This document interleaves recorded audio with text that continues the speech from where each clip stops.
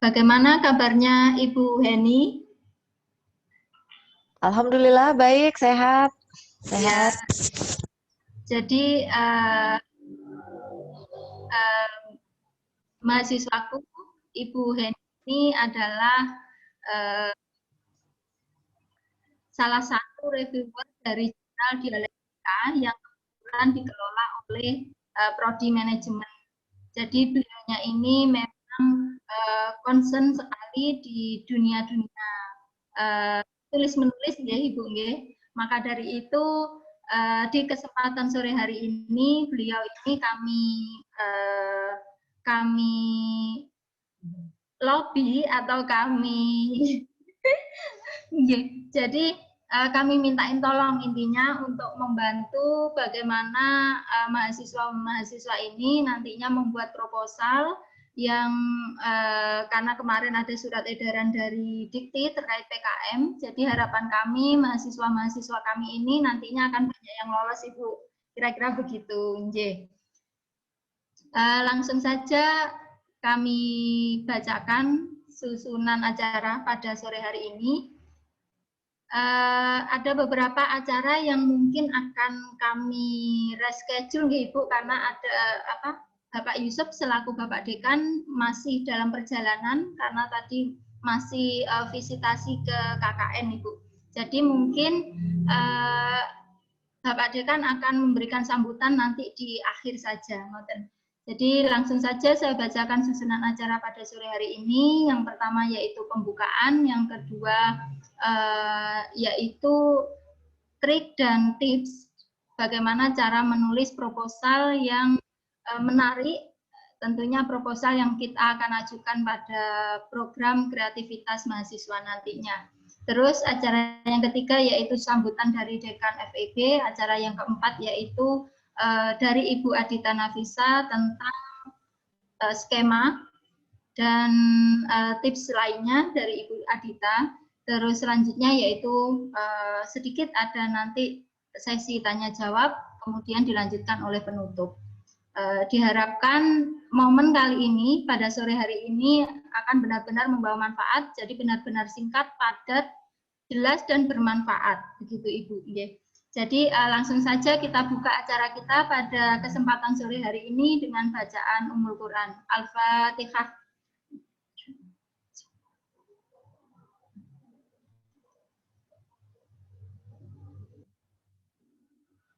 Amin ya Rabbal Alamin. Terima kasih disampaikan dan langsung saja menginjak pada acara inti yaitu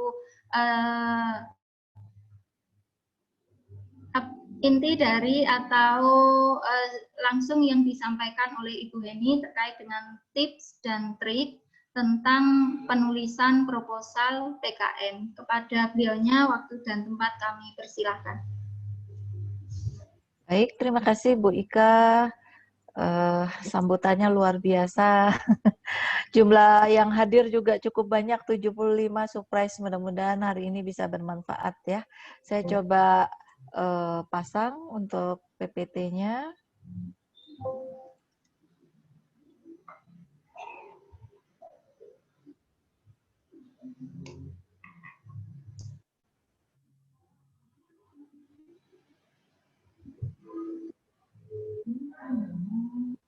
Mohon ditunggu sebentar.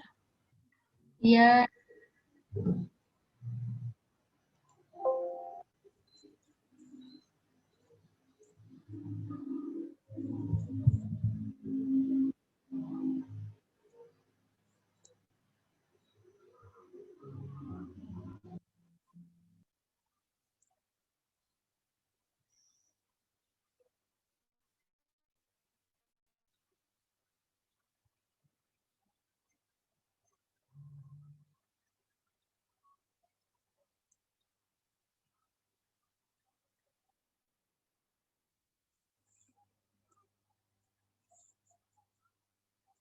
Apakah terlihat sudah di layar? Iya, Ibu. Ya, jelas. Baik. Assalamualaikum warahmatullahi wabarakatuh. Waalaikumsalam warahmatullahi wabarakatuh. Salam sejahtera buat kita semua. Alhamdulillah Puji syukur rasa yang tiada terkira hari ini kita bisa berkumpul dalam suasana walaupun daring, tapi di sini ada sharing-sharing ilmu yang insya Allah bisa bermanfaat baik bagi saya maupun bagi yang mendengarkan. Mudah-mudahan mendapatkan barokah. Amin, amin ya rabbal alamin.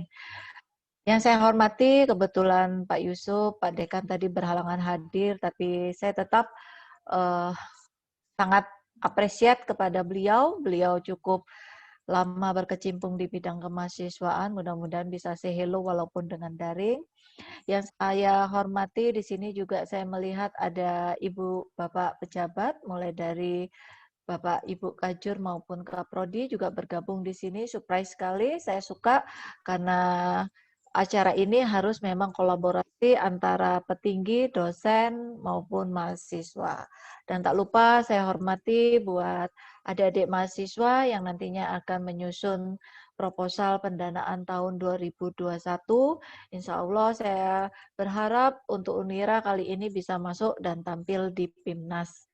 Terlebih dahulu memang saya kali nanti membahas tentang trik dan tips, tetapi pada dasarnya kita komponen-komponen atau materi dari PKM itu harus kita pahami terlebih dahulu. Adik-adik yang berbahagia serta Bapak Ibu yang saya hormati, buku panduan dari PKM itu sudah keluar. Banyak sekali yang menjadikan catatan penting di sini. Memang setiap tahun buku PKM itu mengalami perubahan. Perubahan itu diakibatkan karena perkembangan-perkembangan di lapangan ketika PIMNAS itu yang menyatakan harus terjadinya perubahan. Jadi tidak heran dari tahun ke tahun buku panduan itu selalu akan berubah. Nah, adik-adik yang berbahagia serta Bapak Ibu yang saya hormati, tidak menutup kemungkinan siapapun nanti yang akan mengirimkan proposal wajib untuk membaca adendum dari PKM atau buku panduan PKM. Itu kunci suksesnya. Tadi saya mengatakan bahwa kunci sukses adalah di buku adendum. Betul, itu adalah salah satu trik dan tips kalau kita ingin masuk di kelompok. Kalau saya mengatakan kalau Unira itu akan bersaing di klaster 4 ya, atau di klaster 3. Di klaster 3, di klaster 4 itu komposisinya adalah perguruan tinggi yang bisa mengirimkan proposal di kisaran antara 300 sampai 100 sampai 300 seperti itu. Mengapa demikian? Sorry. Mengapa demikian? Karena potensi prestasi dari Unira itu baru mencapai pada tahapan klaster tersebut. Kalau Unira bisa menghasilkan masuk ke PIMNAS itu dan menduduki ranking 10 besar, itu bisa dipastikan masuk di klaster 1. Nah, bagaimana caranya kita untuk masuk di 10 besar? Tidak usah muluk-muluk, kita harus menciptakan namanya proposal yang berkualitas seperti itu. Baik. Nanti sambil saya menjelaskan materi, saya kasih tips-tips untuk adik-adik bisa membuat proposal dengan baik dan berkualitas. Karena ini kunci suksesnya, adik-adik harus paham dulu ya. Baik, kita mulai dari apa sih yang dimaksud dengan PKM itu? PKM itu bukan hal yang baru di dunia pendidikan. PKM itu adalah tuntutan bagi mahasiswa, terutama mahasiswa yang harus kreatif, inovatif, dan bisa memecahkan masalah sebenarnya. Apalagi kondisi saat ini, pemerintah itu membutuhkan namanya idealisasi atau rasa-rasa pemikiran ideal dari seorang mahasiswa untuk membantu pemerintah memecahkan permasalahan yang ada di negara kita. Itu konsepnya sebenarnya. Tetapi problematika-problematika ini yang ada di lapangan harus mendapatkan kepekaan atau yang disebut dengan ketajaman dari penyelesaian-penyelesaiannya. Maka dituntutlah namanya kreativitas.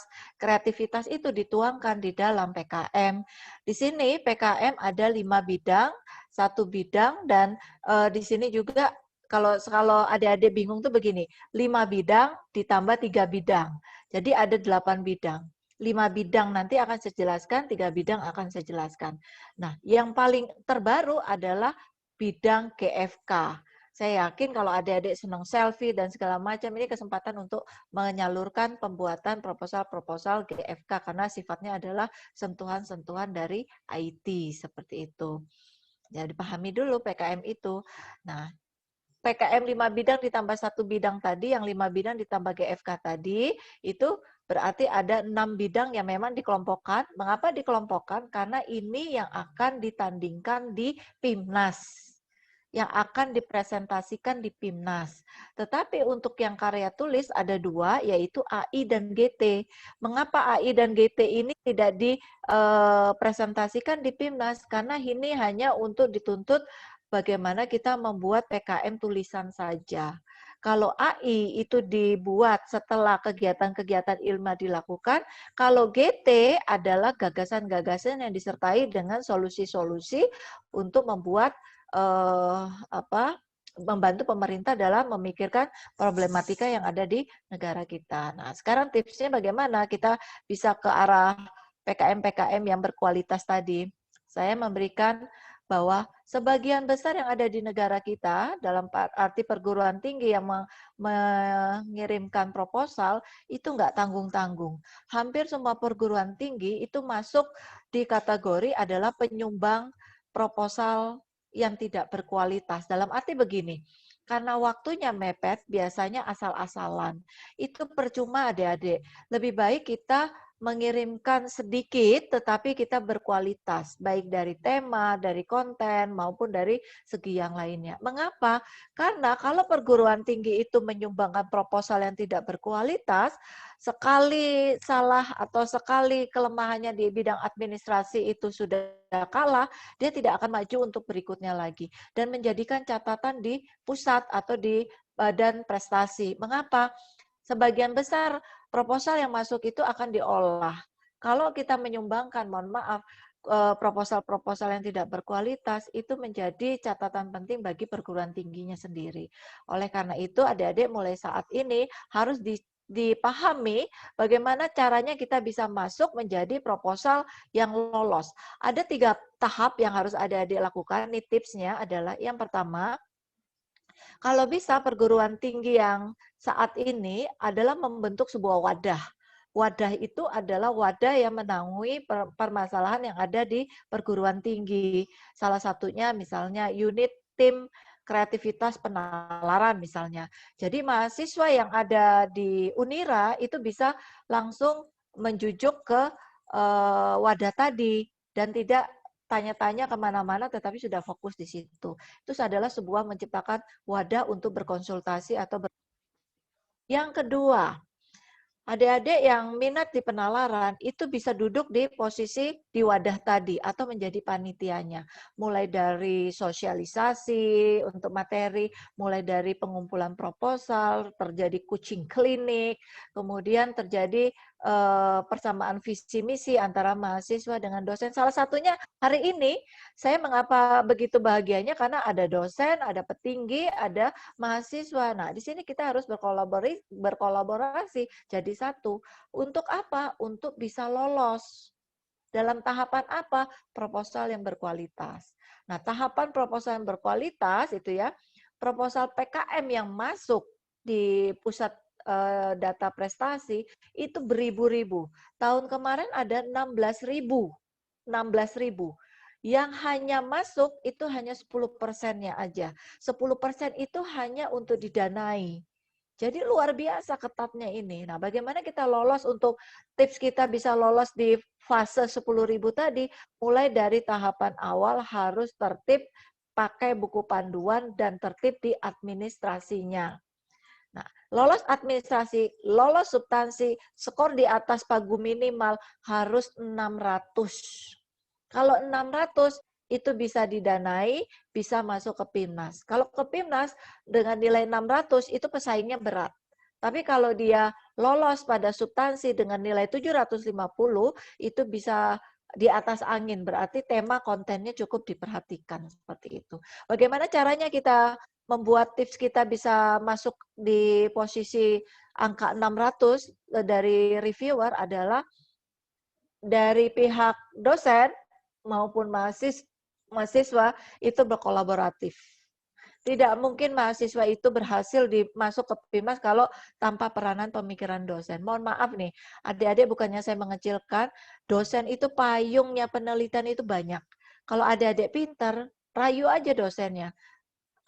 Beliau lagi konsen atau interesting untuk meneliti apa, ya sudah diminta saja payungnya, nanti adik-adik mengikuti beliau. Beliau pun mendapatkan keuntungan karena pengembangan dari ilmunya bisa berjalan itu. Jadi harus ditertibkan dalam salah satu pembuatan proposalnya di awal. Kalau kita tidak tertib dalam pembuatan proposal, tidak mengikuti aturan main, kita adalah salah satu penyumbang proposal sampah. Belum dinilai sudah dibuang. Itu yang terjadi di baik, yang dikatakan mampu bersaing, satu, memiliki tantangan intelektual tipsnya. Artinya apa? Di situ ada konten materi yang memang akan menjawab kebermanfaatannya langsung. Satu, membuat proposal saat ini adalah bisa dilihat kebermanfaatannya. Kalau tidak bisa dilihat kebermanfaatannya, jangan berharap untuk masuk didanai apa atau lagi masuk ke PIMNAS. Seperti apa Bu ya yang tantangan intelektualnya?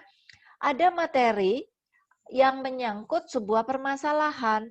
Nah, permasalahannya terjawab dengan kontennya adik-adik, itu yang disebut dengan tantangan intelektual. Contoh saat ini, sekarang masa pandemi, orang-orang pada bingung untuk kesehatannya. Kemudian diciptakanlah sebuah alat untuk mendeteksi supaya tidak terkena corona atau mendeteksi pandemi saat ini, dia terkena atau tidak. Nah, itu adalah alat yang bermanfaat langsung, yang seperti ini yang dinikmati oleh PIMNAS. Nah, adik-adik harus tahu di situ ya, bahwa ternyata kebermanfaatan diutamakan. Yang poin kedua tuh urgensi dan manfaat paling top. Nah, yang kedua, semua topik akan bersaing. Seluruh Indonesia itu tidak hanya adik-adik yang punya pemikiran satu tema tersebut, tetapi yang dituntut di sini adalah unik. Apa bedanya dengan yang kemarin? Apa bedanya dengan pesaing Anda? Kata unik tadi harus berbeda dari yang lainnya. Inilah triknya kalau adik-adik ingin membuat proposal yang berkualitas. Tantangan intelektual dapat, kebermanfaatannya dapat, dan uniknya tadi. Bu, unik ini gimana ya Bu unik ciptakannya? Unik ini tidak ada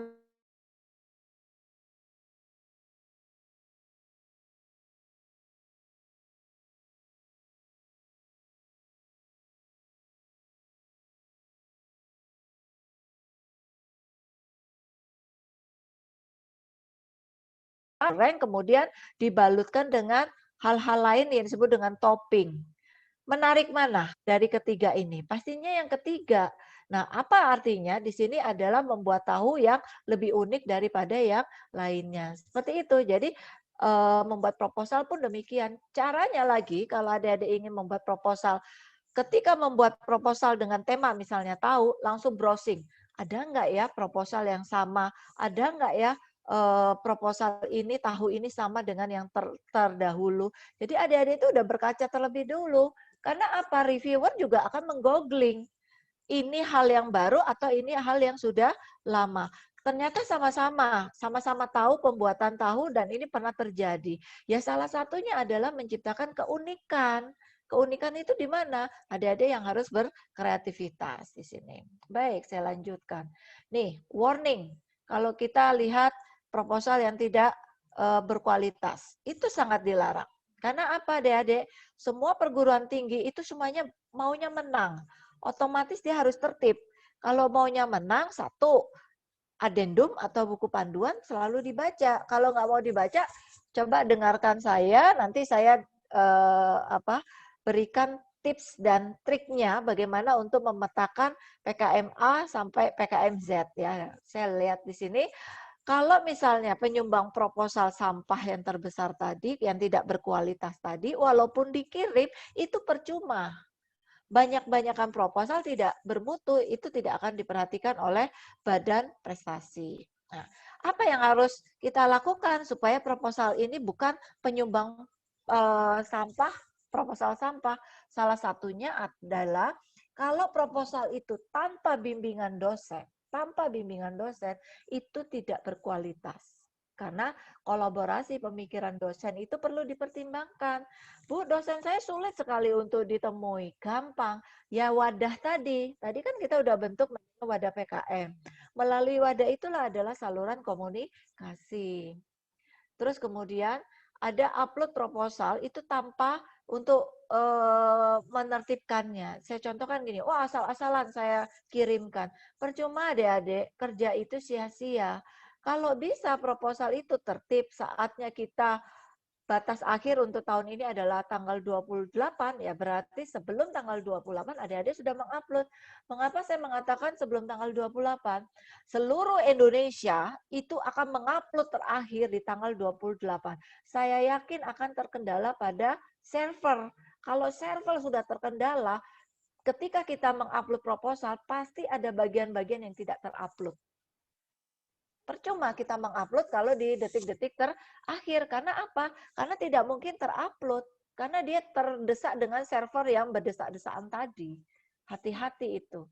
Yang ketiga, kalau tidak taat aturan dari adendum yang sudah dibuat, jangan harap untuk masuk didanai atau ke PIMNAS.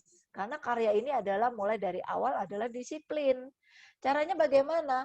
Kalau adik-adik punya kesempatan untuk membuat template, ya ada wadahnya, dibuat saja template-nya. Template itu untuk apa? Untuk menghindari kesalahan-kesalahan di bidang administratif. Nah, saya berharap di sini kebetulan ini ada Bapak Ibu pejabat, ada Bapak Ibu dosen. Dosen itu adalah yang menentukan kualitas juga dari proposal. Jadi harus ada namanya bimbingan intensif. Mumpung masih ada waktu 3 minggu, bimbingan intensif saya yakin bisa dilaksanakan. Toh proposal juga tidak tebal-tebal kalau buat proposal PKM. Intinya pemikiran bersama itu bisa tertuang di dalam proposal. Nah, adik-adik itu biasanya juga nggak tertib ya, namanya ini spasi kiri kanan, hal yang sepele seperti itu juga jadi perhatian adik-adik. Tanda tangannya croppingan, tidak basah. Nah itu hati-hati, karena kalau ketua sama pembimbing yang CV-nya serta anggotanya itu tanda tangannya harus asli. Lah kalau pihak perguruan tinggi seperti WD3, WR3 itu cukup memvalidasi di sistem. Unira itu sebenarnya ketika terjadi sosialisasi seperti ini biasanya pasti nyantol ada proposal beberapa. Tetapi hanya sampai didanai. Ketika masuk ke PIMNAS itu nggak pernah masuk ke PIMNAS. Kenapa? Saya bisa menjawab. Karena kematangan tema itu kalah saing dengan perguruan tinggi yang lainnya. Makanya adik-adik yang punya ide diskusi dengan dosennya. Kan dosennya lebih duluan hidup ya daripada adik-adik ya. Artinya asam garamnya kan duluan toh mengetahui. Nah diskusi sama beliau. Beliau lebih tahu seperti itu. Oke, saya lanjut. Koordinasi ya antara prodi, fakultas, universitas itu satu pintu. Jangan asal-asalan, jangan kirim sendiri-sendiri. Satu pintu aja. Satu, keuntungan lembaga bisa mendeteksi. Dua, mahasiswa punya wadah. Ketiga, kesempatan untuk menertibkan semua proposal yang diunggah itu bisa terjadi di sini. Nah, ini sudah pemikir-pemikir nih, pejabat-pejabatnya. Wah, harus bagaimana ini ya? Yang berikutnya, ada rekognisi atau apresiasi lembaga. Bapak Ibu yang terhormat, di sini juga ada pejabat-pejabat. Ketika adik-adik mahasiswa berprestasi, terutama di bidang PIMNAS, itu adalah prestasi sangat luar biasa. Tidak semua mahasiswa mengalami kesempatan ini. Ketika dia masuk ke PIMNAS, tolong rekognisi atau apresiasi lembaga itu tampak. Misalnya dapat beasiswa, saya bantu nih adik-adik yang senyum-senyum nih adik-adiknya nih, saya bantu. Kalau memang berprestasi, akan dibantu hal-hal yang seperti membayar prestasi-prestasi Anda, misalnya bebas UKT, kemudian mendapatkan fasilitas magang yang tidak bayar, misalnya apa, segala macam. Nah, itu dibentukkan dalam rekognisi atau apresiasi dari lembaga. Jadi antara adik-adik yang bekerja membuat proposal itu mendapatkan penghargaan dari lembaga. Bisa jadi kalau misalnya untuk menarik minat pertama, yang bisa masuk ke PIMNAS, saya kasih 1 jutaan. Wah, mahasiswa udah kipas-kipas ya. 1 juta kurang ya? Oh kurang, saya tambahin 2,5 juta atau 3 juta. Wah senang itu mahasiswa. Jadi semangat walaupun ngerjainnya berkelompok. Bisa dibayangkan ya, kalau misalnya berkelompok 3 sampai 5 orang. Kemudian dapat uang 1 jutaan. Kan lumayan tuh makan bakso puas-puas. Udah senang itu ya, prestasi juga. Atau ketika lulus dia mendapatkan sertifikat. Nah, sertifikat itu untuk apa? Untuk nanti di lapangan kerja. Nah, itu bisa menjadi rekognisi juga. Itu tipsnya, triknya untuk lembaga dan mahasiswa. Jadi keuntungannya win-win solution. Nah, yang disebut dengan PKM atau karya inovatif atau kreatif ini, itu tidak asal-asalan. Tadi sudah dijelaskan, ada tantangan intelektual, ada kebermanfaatannya, dan ada namanya keunikannya. Jadi tantangan intelektual itu teorinya mantap, manfaatannya ada keberdesakan masalah, luasannya itu bisa segera diatasi, dan unik. Jadi kunci suksesnya itu, yang kreatif. Kalau unik itu punya kasan ide pemecahan dari masalah tadi. Siapa yang tidak ingin masuk ke PIMNAS? Pasti semuanya pengen ya. PIMNAS itu adalah sarana untuk unjuk gigi kalau saya bilang itu. Dan untuk mencari jodoh. Loh kok bisa mencari jodoh? Karena sebagian besar mahasiswa PIMNAS itu dapatnya juga di wilayah-wilayah PIMNAS. Jadi ceritanya PIMNAS gitu. Tahu-tahu dapat jodoh di PIMNAS ya. Oke, saya lanjut. Skim pendanaan tahun 2021, sekarang ada perubahan adik-adik. Di tahun 2020 itu berbeda dengan 2021. Apa yang berbeda? Yang berbeda adalah sebutannya. Kita tidak lagi menyebut dengan misalnya PKM PE kalau dulu ya, PE itu adalah penelitian. Tapi sekarang menjadi PKM PI atau disebut dengan penerapan iptek. KC tetap, GFK tetap, PKMM. Nah, PKMM tahun 2020 sekarang sudah berubah menjadi PKMPM. Apa artinya? PKM Pengabdian Masyarakat. Nah, untuk PKMT yang disebut dengan teknologi, itu disebut sekarang PKMR atau disebut dengan PKM Riset. Nah, tolong diperhatikan. Kalau PKMK, kenapa tidak berubah? Ya siapa yang mau merubah kewirausahaan? Diganti PKM bisnis. Nanti kalau bisnis luas sekali pembelajarannya. Karena mahasiswa cukup dengan menjadi pengusaha-pengusaha muda. Bagaimana pengusaha muda? Ya melalui PKMK. Ini ada tipsnya, ada triknya bagaimana adik-adik membuat proposal-proposal ini ya. Nah, untuk karyanya adik-adik, yang kedua, yang berikutnya, yang saya katakan tadi 5 bidang ditambah 1, kemudian ada karya lagi disebut GT dan AI. Kalau GT, gagasan tertulis, adik-adik itu punya cita-cita berhayal, bermimpi, dituangkan di dalam tulisan. Bu, kayaknya realisasinya sekitar 10 tahun mendatang. Tidak masalah. Adik-adik tahu nggak? Sekarang itu Menteri Kependidikan, saya contohkan, itu mendapatkan ide itu dari mahasiswa PKM. Salah satu idenya adalah tahun 2021 itu UAN-nya atau ujian nasional kan ditiadakan. Padahal ujian nasional itu semenjak 2 tahun ke belakang kemarin itu sudah mulai ditiadakan. Sudah mulai dihilangkan. Mengapa? Karena merasakan ini sudah tidak efektif lagi sebagai alat ukur. Itu gagasannya siapa? Idenya siapa? Idenya mahasiswa. Ketika dibaca proposal tersebut, idenya tuh hanya mengatakan begini, masa sih nilai UAN itu didapat dari 3 hari ujian. Sedangkan kita sekolah itu adalah sampai 3 tahun. Jadi alat ukurnya 3 tahun dibayarkan dengan 3 hari. Kalau saya bilang, mahasiswa tadi kreatif. Bagus idenya. Nah, itu adalah gagasan tulis. Dia sudah membuat sekian tahun kemarin, tetapi baru bisa dilaksanakan tahun ini. Cita-citanya mulia loh. Mulia membantu siswa-siswa yang malas sebenarnya. Tapi ya itu tadi, karena dirasa untuk masa saat ini UAN itu tidak atau bukan menjadi alat ukur satu-satunya untuk kelulusan. Saya memaklumin itu karena adanya perubahan. Yang berikutnya AI, adik-adik bingung. Saya punya karya KKN, saya punya karya PPL, saya punya karya di mata kuliah, saya ada naskah di materi.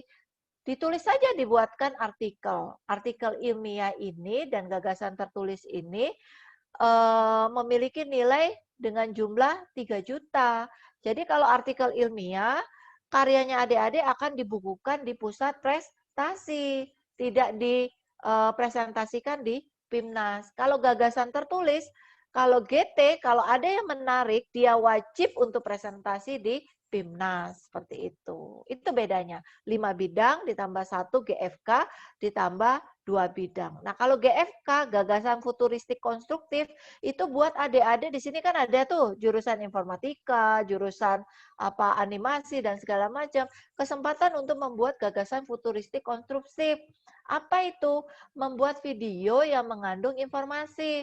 Saya contohkan sekarang ada masa pandemi. Adik-adik pernah tahu nggak ada video 3M? Ya cuci tangan, pakai masker, menjaga jarak gitu kan. Kemudian dibuatkan video. Ya seperti itu, gagasan futuristik konstruktif. Sekarang apalagi lagi in-innya adalah kampus merdeka. Mahasiswa memiliki kebebasan untuk belajar. Nah, coba diangkat seperti itu. Karena apa? Di situ adalah gagasan-gagasan yang bisa diinformasikan melalui sebuah media yaitu video. Seperti itu. Baik.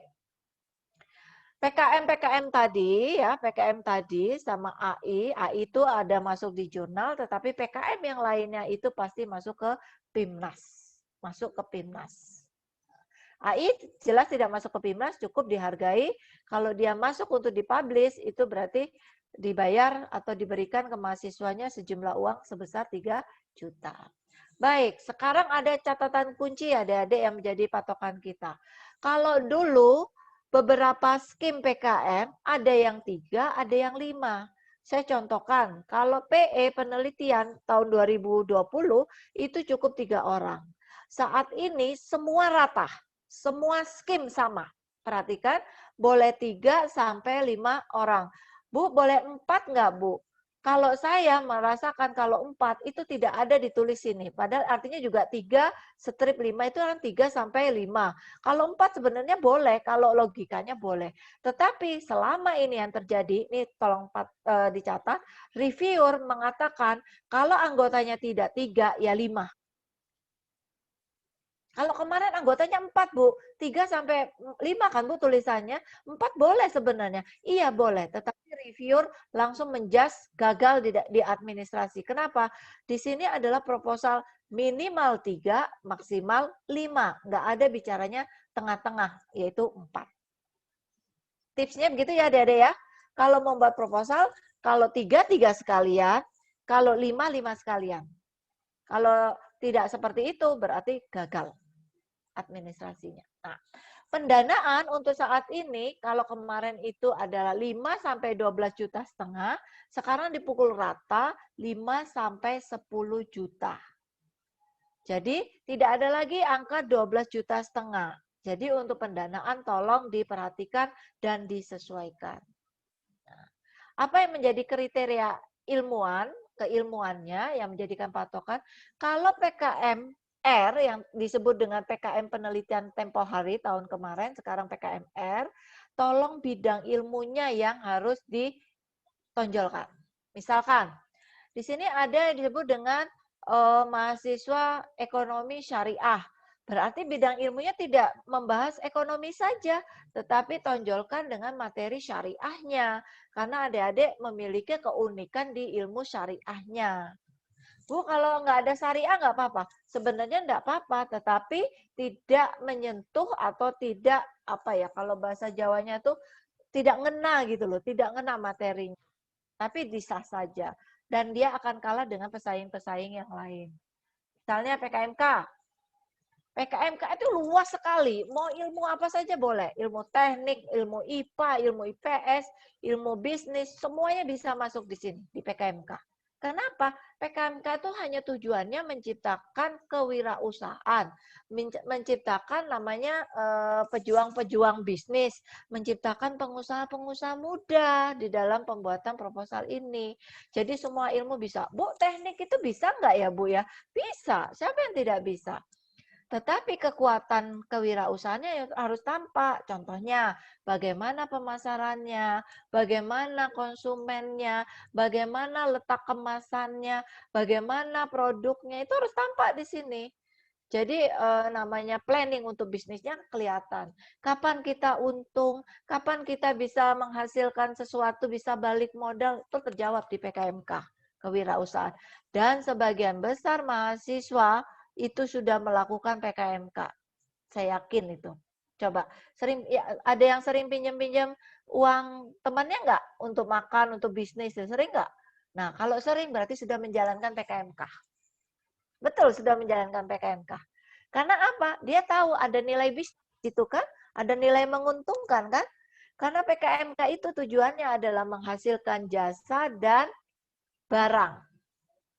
Kalau tahun 2019 kemarin, triknya adalah semua serba online, semua serba daring. Tidak ada pertemuan. Nah, kegagalan tahun kemarin itu mengapa banyak perguruan tinggi yang didis, mereka melakukan secara luring.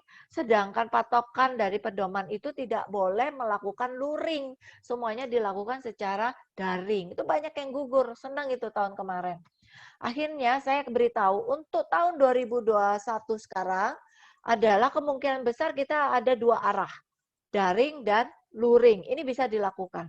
Karena apa adik-adik? Kemarin itu banyak protes dari beberapa perguruan tinggi. Karena kalau PIMNAS tidak dilakukan secara luring, itu tidak enak, tidak berkesan. Akhirnya untuk tahun 2021 itu akan dilakukan secara luring. Bersiap, nanti kita akan ke lokasi mana, ke wilayah mana. Ini tampaknya UNER ya, UNER sudah mulai muntup-muntup nih untuk menjadi tuan rumah. Tempo hari UM ditawari, cuma Pak Rektor mengatakan jangan 2021. 2021 ini banyak event yang boleh dilakukan mungkin tahun 2022. Saya bilang ya tergantung, kalau memang diadakan di UM, wah alhamdulillah itu adik-adik dekat dan bisa berkompetisi, bisa lihat sendiri ya. Itu ya, jadi catatan, jadi harus diperhatikan dananya, anggotanya. Kemudian yang PKM pengabdian masyarakat, juga tidak terikat ilmu, bebas ilmu apa saja, tapi nanti saya jelaskan satu persatu. Nah, kalau PI, terikat sesuai dengan ilmu PI. PI itu sesuai dengan ilmu. Boleh lintas nggak? Boleh, karena lintas itu bisa memperkaya nanti teknologinya, solusi teknologinya. Saya contohkan misalnya PKM PI, kemarin itu ada yang meneliti tentang di Balai Kambang itu, ada apa ya saya bilang, ada ikan ketika mendapatkan cahaya dari nelayan itu pasti mendatangi tempat cahaya tadi. Nah, itu carikan solusi. Bagaimana ikan tadi bisa terjaring atau ikan tadi menjadikan umpan yang besar untuk ikan-ikan yang lebih besar lagi. Coba dipikirkan alat-alatnya. Nah, itu kreatif itu ya. Oke, berikutnya lagi. Ini yang menjadikan patokan, tolong diperhatikan. KC. KC sesuai dengan bidang ilmu.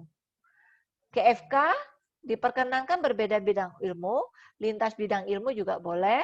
Kalau GT tidak terikat bidang ilmu, kalau AI sesuai dengan bidang ilmu. Kalau ada dari IPA, ya bahasnya IPA. Dari IPA membahas IPS, nggak nyambung. Kalau ada dari ekonomi syariah, ya bahas syariah. Karena itu dituntut dengan keilmuannya di sini. Baik, saya lanjut.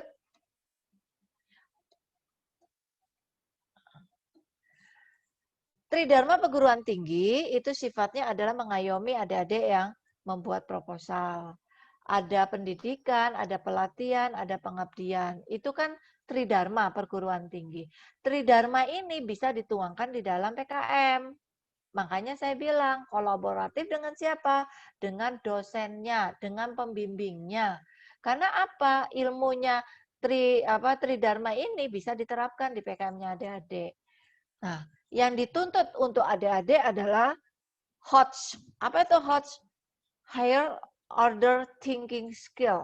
Artinya adik-adik itu harus out of the box. Out of the box itu apa? Berpikir itu keluar. Jangan besar di kampus. Jangan besar, saya loh udah pinter segala macam. Lihat, ilmunya adik-adik akan bersaing dengan ilmu-ilmu perguruan tinggi yang lainnya. Jadi, cara berpikirnya itu harus tinggi, tingkat tinggi. Jadi kepekaannya harus diasah, intuisinya harus diasah, capability pembuatan proposalnya juga harus diasah. Itu harus dituntut lagi namanya creative thinking, berpikir kreatif. Dan terakhir adalah kritis, berpikir kritis. Nah, 3 komponen ini dibantu oleh dosen menjadi proposal yang berkualitas. Karena mohon maaf, kalau adik-adik itu kadang-kala tertib administrasi tapi kontennya lemah. Nah, siapa yang membantu konten Anda? Ya, dosen-dosennya. Jadi Bapak Ibu besok kalau pembimbingan, Bapak Ibu lebih fokus saja pada bagaimana tema, ide, konten. Nanti untuk pengembangan, untuk penulisannya biar adik-adik mahasiswa seperti itu. Ya. Jadi catatan ya, bisa dilakukan daring dan luring, dana 5-10 juta, luaran wajib disesuaikan dengan laporan kemajuan. Nah, itu. Tanggal 28 perlu diingat adalah batas akhir. Bu, ini udah minggu kedua nanti masuknya. Bagaimana ya tanggal 28? Gampang adik-adik. Salah satu contoh adalah coba adik-adik browsing contoh proposal dari perguruan tinggi yang memang menjadi langganan juara. Siapa sih langganan juara? Contohnya nggak sombong tuh, ada UB. Nggak sombong tuh ada UGM.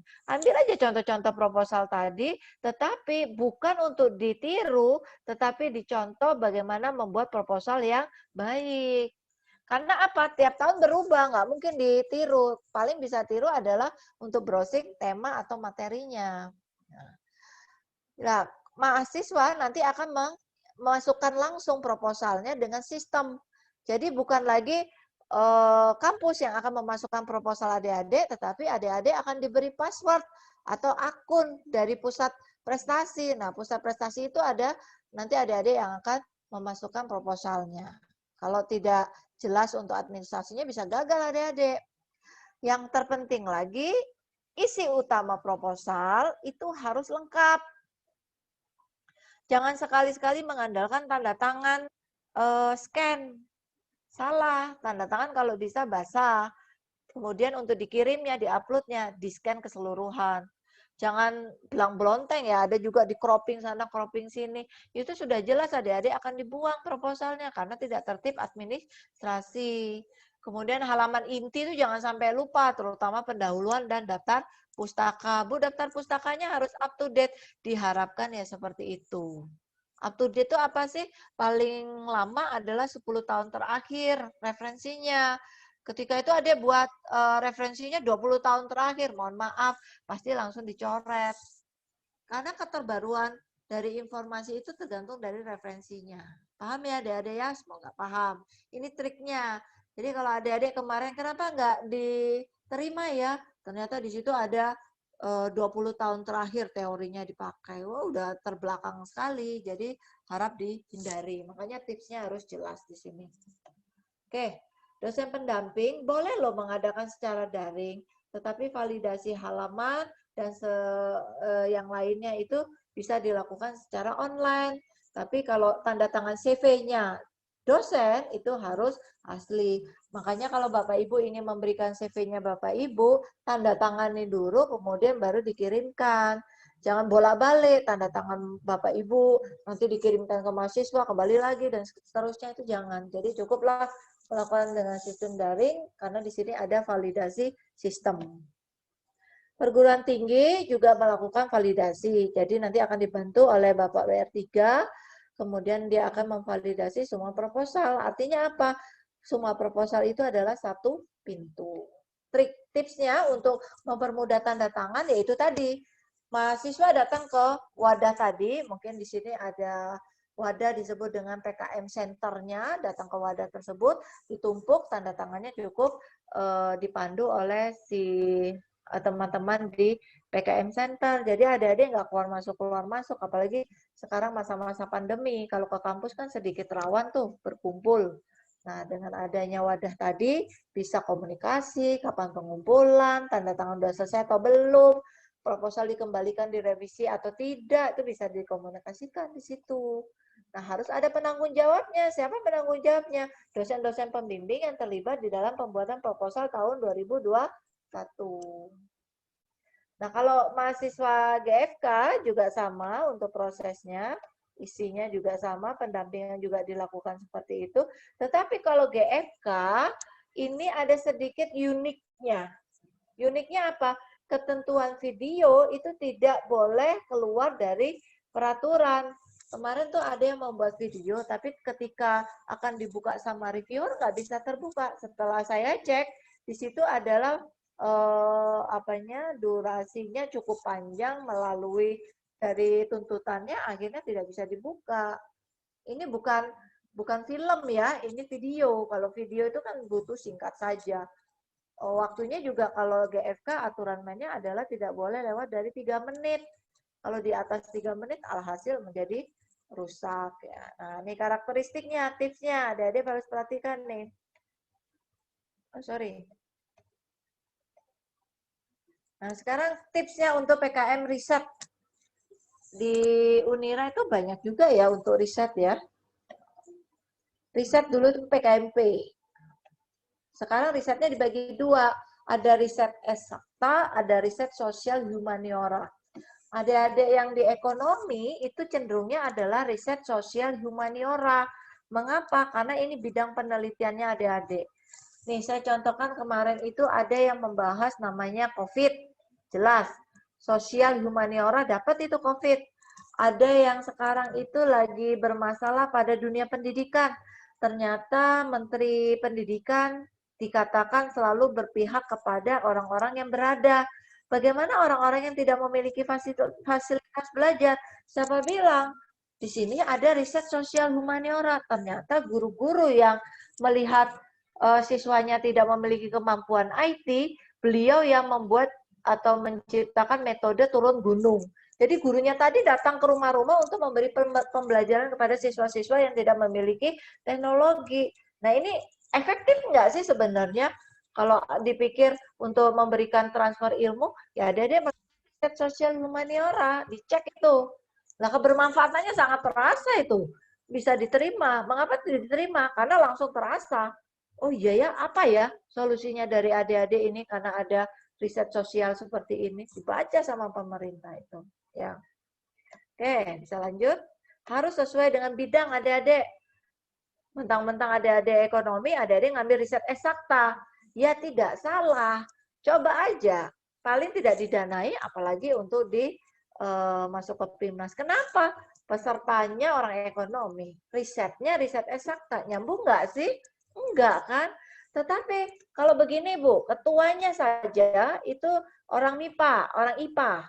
Kemudian anggota-anggotanya orang ekonomi. Boleh, karena yang dilihat adalah ketuanya. Kalau riset eksakta, otomatis ketuanya harus teman-teman eksakta. Kalau yang riset sosial humaniora, jangan sampai orang-orang eksakta yang jadi ketua. Karena bidangnya adalah riset sosial humaniora. Harus orang ekonomi seperti adik-adik atau yang ilmu-ilmu sosial yang lainnya. Seperti itu. Ya, jadi PKM yang dulu ada PKMP itu dibagi dua. Sekarang sebutannya adalah PKM riset eksakta dan PKM riset sosial dan humaniora. Humaniora untuk masalah sosial, riset eksakta untuk materi-materi eksakta gitu. Pelaksanaannya itu dimungkinkan blended untuk tahun 2021. Tripnya bagaimana tipsnya? Bisa virtual, bisa digital, bisa daring, bisa kerja di laboratorium. Tetapi satu catatan kunci harus menggunakan protokol kesehatan. Kalau eksakta ternyata ada uji di lab. Ya nggak apa-apa sekarang. Kalau tahun kemarin 2020 nggak boleh. Nggak boleh kita mengadakan uji lab. Tapi untuk tahun 2021 sudah boleh, silakan. Tetapi harus pakai masker, pakai sarung tangan, jaga jarak. Nah, itu harus diperhatikan. Boleh-boleh saja untuk tahun sekarang. Waktunya adik-adik tidak lama. Sekarang diumumkan tanggal 28 terakhir pengumpulan, berarti pengumumannya sekitar bulan April, awal April. Nah, awal April diukur mundur 4 bulan, nanti jatuhnya sekitar bulan September, Agustus itu sudah ada final atau PIMNAS. Hanya 4 bulan. Kalau 4 bulan di pendanaan yang ada di proposal, hitungannya juga hanya 4 bulan. Jangan 5 bulan, jangan 6 bulan. Nah, ada juga yang mengukurnya sampai setahun. Selamat, Anda menjadi proposal yang didis. Karena tidak mengikuti panduan. Harusnya panduan itu diikuti. Kalau memang prosedurnya 3-4 bulan, ya rancang. Proposal Anda itu bisa dilakukan selama 3-4 bulan, jangan 1 tahun. 1 tahun itu untuk PKMK saja untuk prediksi keuangan, tapi proses pelaksanaan harus 3 sampai 4 bulan. Oke. Luarannya bisa dibaca ya. Karakteristiknya seperti ini. Tipsnya kalau membuat riset eksakta, objek riset menitik beratkan pada fenomena alamiah sesuai hukum-hukum fisika, kimia, dan biologi. Itu riset eksakta. Jadi pure murni data diambil dari teori. Riset sosial memberatkan fenomena sosial yang berada di masyarakat. Jadi seperti bidang ekonomi, hubungan antar manusia, sosial, manajemen, politik, itu risetnya adalah tentang interaksi kehidupan bermasyarakat. Apa yang terjadi di masyarakat, itu yang adik-adik harus pikirkan. Tipsnya bagaimana? Masalah yang ada di masyarakat itu yang memulai duluan untuk ditulis di proposal. Bukan proposal yang adik-adik buat duluan, berkarya, tetapi baru disesuaikan di lapangan. Itu salah. Nanti datanya beda. Lebih baik berangkat dari kepekaan adik-adik mengamati situasi yang terjadi di daerahnya adik-adik atau sekelilingnya adik-adik, sehingga adik-adik memiliki kepekaan untuk membuat proposal dan mencarikan sebuah solusinya. Sedangkan riset humaniora berfokus pada perilaku, pada kehidupan masyarakat. Coba, sekarang ini perilaku manusianya malah lebih santai loh. Disuruh disiplin, masuk kantor jam 7 malah susah sekali. Gara-gara masa pandemi. Kenapa? Mereka terbiasa untuk bekerja di rumah, bekerja untuk, kalau dulu ada sebutannya rebahan ya, sambil tiduran. Jadi semangat untuk tertib, duduk, anteng manis di kantor lagi agak sulit. Yaitu 2 tahun atau 1,5 tahun sudah merubah budaya yang sudah berbentuk ada di masyarakat. Artinya apa? Objek riset humaniora tadi adalah melihat perilaku atau kehidupan di masyarakat. Seperti itu. Ya, saya lanjut. Kalau contoh nanti dibaca saja, nanti saya kirimkan filenya. Riset empirik, jadi adik-adik nggak usah bingung ya, tenang aja. Nanti PPT ini akan saya kirimkan melalui Bu Tita, nanti Bu Tita akan share ke adik-adik. Riset empirik artinya alat ukurnya tervalidasi dengan data. Alat ukurnya ada empirik, ada pengukurannya. Itu harus ditampakkan tuh di riset itu. Kalau riset non-empirik, tanpa alat ukur yang spesifik, bisa juga menyimpulkan atau menjelaskan dari proposal. Di sini adalah sifat-sifat subjektivitas itu lebih tinggi. Saya contohkan. Tadi saya mengatakan, mahasiswa saya sekarang sudah mulai pakai sistem daring terus. Ketika tatap muka dia bingung. Kenapa? Ketika tatap muka itu adalah suasana yang berbeda. Saya akan meriset membuat adalah non-empirik. Karena data saya itu cenderung mengandung subjektivitas. Padahal belum tentu. Justru sekarang mahasiswa saya kangen kok ya. Kalau masuk ke sekolah ya atau ke kampus ya.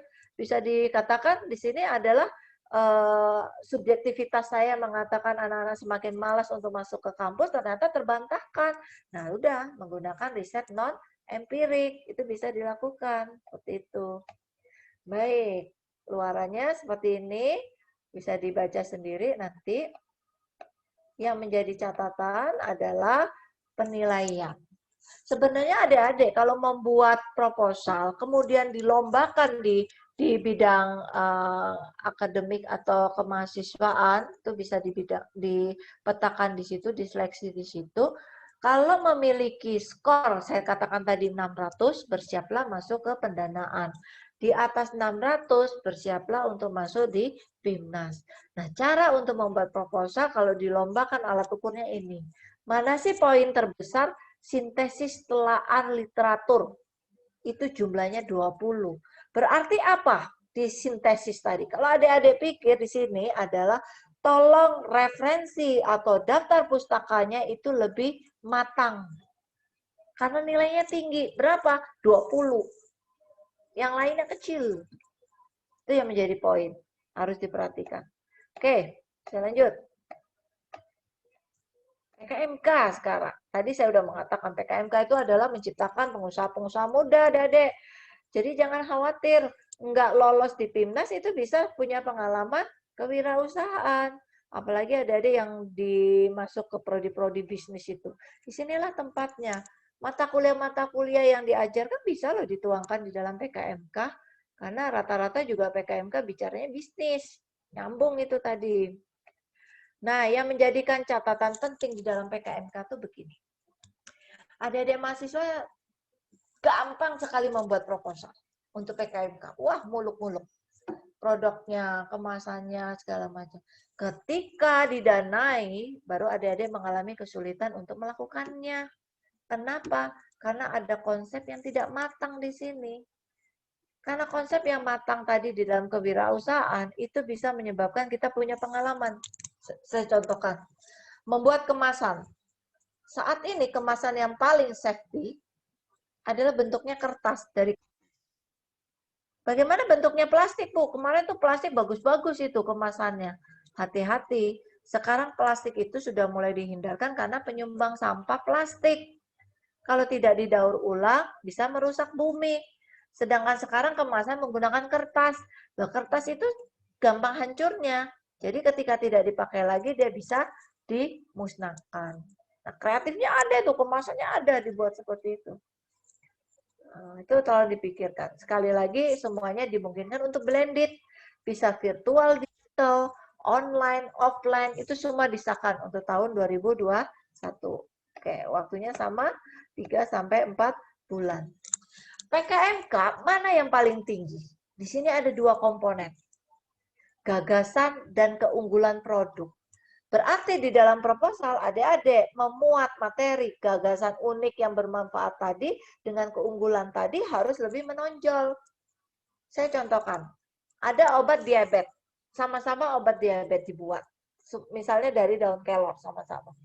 Yang satu dibuat untuk masa pandemi, yang satu dibuat untuk keseharian. Yang mana yang paling adik-adik pikirkan atau memiliki keunikan? Sama-sama obat diabetes, ternyata orang memilih di masa pandemi. Karena apa? Gagasan kebermanfaatannya tampak di sini. Itu yang harus adik-adik perhatikan. Nah, ya, itu poin yang tinggi. Oke, lanjut. PKMM atau pengabdian masyarakat. Triknya bagaimana kalau PKMM atau PKM yang dulu PKMM, sekarang kita PKMPM. Yang pertama adalah adik-adik kalau mengambil objek atau sasaran adalah masyarakat yang non-produktif, yang tidak menghasilkan. Tidak menghasilkan itu seperti apa ya, Bu ya? Contohnya ibu-ibu PKK, itu nggak menghasilkan. Kemudian contoh lain yang non-produktif, misalnya siswa, itu nggak produktif. Tapi kalau adik-adik mengambil wirausaha baru, contohnya adalah UKM gagal. Mengapa? PKM pengabdian ini adalah hanya untuk memberikan sosialisasi pengabdian adik-adik untuk memberikan materi atau bentuk transfer ilmu kepada orang yang membutuhkan, bukan orang-orang yang bisa menghasilkan. Misalnya, wah dia pekerja di pabrik, udah saya mau masyarakat seperti itu. Yang seperti apa? Ternyata dia menghasilkan sekian miliar tiap bulannya. Untuk apa manusia-manusia seperti itu diberikan pengabdian kepada masyarakat? Justru yang lebih baik adalah petani-petani yang lahannya rusak, bagaimana diberikan solusi untuk memecahkan masalahnya.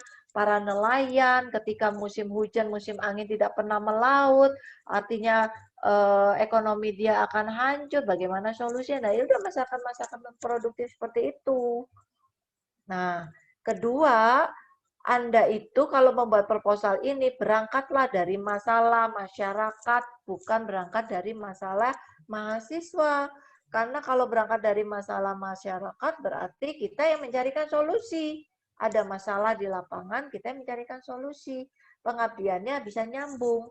Tapi kalau kita punya masalah, kita tepat-tepatkan kepada konsumen kita atau sasaran kita, itu nggak benar. Pasti kelihatan. Oh, nggak butuh kok. Misalnya begini, di Batu itu penghasil bunga.